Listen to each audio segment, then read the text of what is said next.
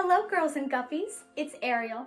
I wish I could be part of your world, but for now, I'm going to read you one of my favorite stories. The Little Mermaid. From deep underwater, a mermaid named Ariel noticed a ship sailing. Her father, King Triton, had warned her many times not to go to the ocean's surface. He thought humans were dangerous. But Ariel was fascinated by them. She even had a secret grotto where she kept a collection of human-made treasures, such as candlesticks and pitchers. Sebastian, a crab who was the king's advisor, noticed the mermaid swimming to the surface. He called to her, but she ignored him. She wanted to know what was happening on the ship. At the surface, she saw a man being presented with a statue. The other sailors called him Prince Eric. Ariel sighed. The prince was incredibly handsome, and the statue looked just like him. Suddenly, the clouds in front of the moon thickened. A strong wind blew across the ocean, and lightning crackled in the sky. "There's a hurricane coming," a sailor shouted. Lightning struck the main mast and sent it crashing to the deck in flames. Soon the whole ship was on fire. Then it exploded, and Prince Eric was thrown overboard. Ariel swam towards the wreck. She had to find the prince and save him. She spotted him floating on a plank of wood, but just then he slipped off the board and sank beneath the waves.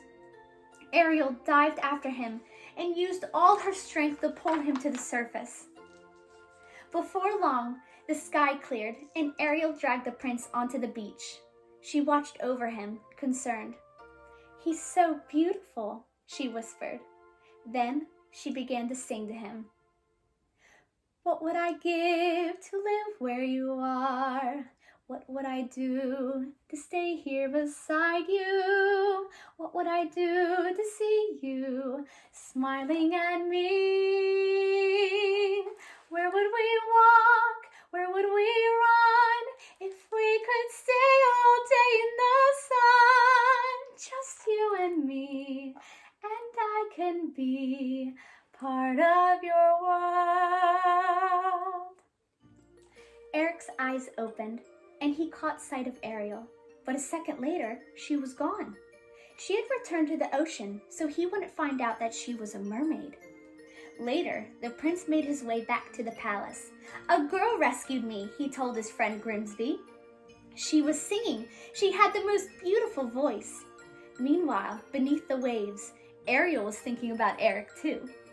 She daydreamed and planned ways to see him again. The Little Mermaid was in love.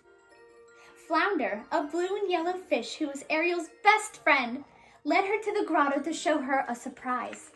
It was the statue of Eric. "Oh, Flounder," Ariel cried, "you're the best." Ariel only had a few moments to admire the statue before her father stormed in. He had found out that Ariel had been to the surface, and he was furious.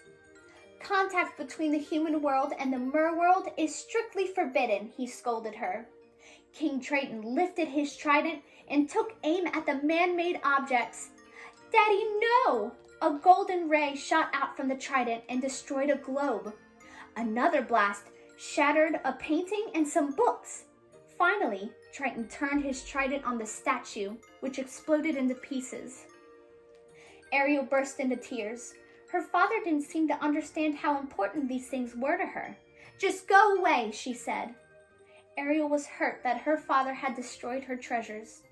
She knew he would never allow her to see Eric, so she decided to go see Ursula, the sea witch. Ursula made a bargain with the mermaid.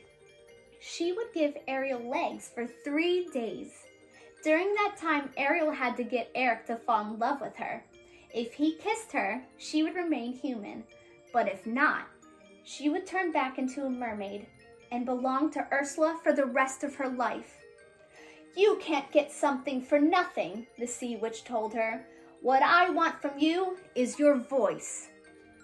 Ursula took Ariel's voice and put it in her shell necklace. The mermaid would have to get Eric to kiss her without even speaking to him. Now human, Ariel swam to the beach.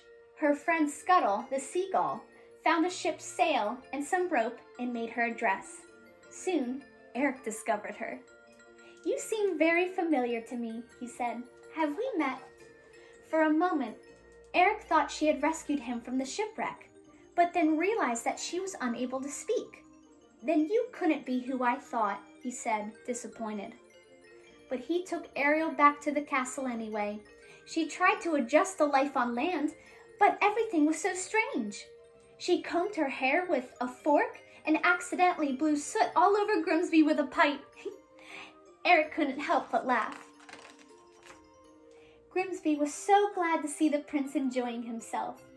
"You know, Eric, perhaps our young guest might enjoy seeing some of the sights in the kingdom," he suggested. "It's not a bad idea," the prince turned to Ariel. "Well, what do you say? Would you like to join me on a tour of my kingdom tomorrow?" She nodded happily. It was like a dream come true. The next morning, the two of them set off in a royal carriage. Ariel was thrilled. The world around her was so exciting and new. She and Eric stopped for a puppet show in town. Ariel got a new hat, 2 loaves of bread, boots, and some flowers. A few hours later, they climbed back into the carriage.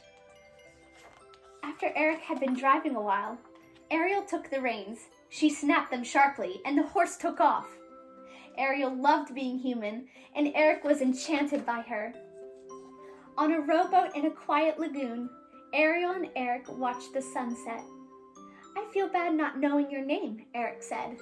"Maybe I could guess. Is it Mildred? Diana?" Ariel shook her head. Then Sebastian, who was keeping a close eye on the king's daughter, went to the side of the rowboat and whispered her name into Eric's ear. "Ariel?" the prince asked. She nodded and took his hand. Ariel leaned in, and so did Eric. But then, splash! Eric and Ariel toppled into the water.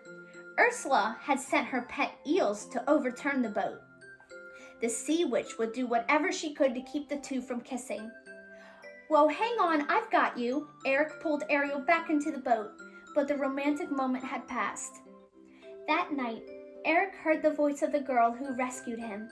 He went to find her, and soon he had. She was named Vanessa. But the girl was really Ursula in disguise, using Ariel's voice to trick the prince into falling in love with her. By the next morning, word had spread around the kingdom. Eric was getting married to Vanessa. Ariel watched, heartbroken, as the wedding ship set sail. She never got to kiss Eric, and that night he would marry another girl. Then her friends brought terrible news. They had discovered that Vanessa was really Ursula. Ariel knew she had to stop the wedding. She jumped in the water, but without her tail she didn't know how to swim. Flounder pulled her along as she floated on some barrels. Just as Ariel reached the ship, Scuttle pulled at the shell necklace holding her voice. It fell from Vanessa's neck and broke.